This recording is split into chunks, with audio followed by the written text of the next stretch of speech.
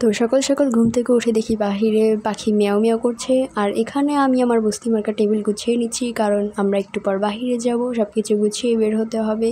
এখন আমি আমার এই বস্তি মার্কা টেবিলটাকে গুছিয়ে এভাবে সাজিয়ে ফেলবো।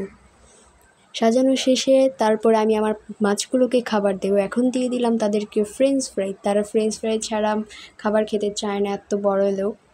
এই তো দেখতে পাচ্ছেন দামড়া একটা মাছ, আর পাশে দুইটা ছোট ছোট বাচ্চা। এখন আমি ঘরটা ঝাড়ু দিয়ে দিব, আমার দাদির 80 বছর পুরানা ঝাড়ু, যেটা কিনা আমাকে দাদি গিফট করেছিল। এখানে আমি ঝাড়ু দিচ্ছি, আর আমাদের রয়্যাল বেঙ্গল টাইগার বসে বসে দেখছে আমি কি করছি। আর এখানে আমার মা ভূতের থেকে কিনে আনা পুরনো এক তেনা দিয়ে ঘর মুছে ফেলছে, একবারে ঝকমকো করে ফেলছে ঘরটাকে। এখন আমি গোছলের জন্য প্রস্তুতি নিচ্ছি। এই তো 80 বছর পুরানা কাপড় নিয়ে এখন চলে যাব গোছলে।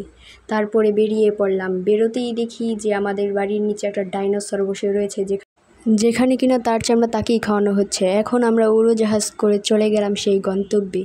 রাস্তায় হাঁটতে হাঁটতে দেখলাম একটা গরুর খামার তৈরি হচ্ছে এখানে। আর একটা ট্যাবলেট খেয়ে আজকের মতো এই ভিডিওটি এখানেই শেষ করলাম। Bye bye.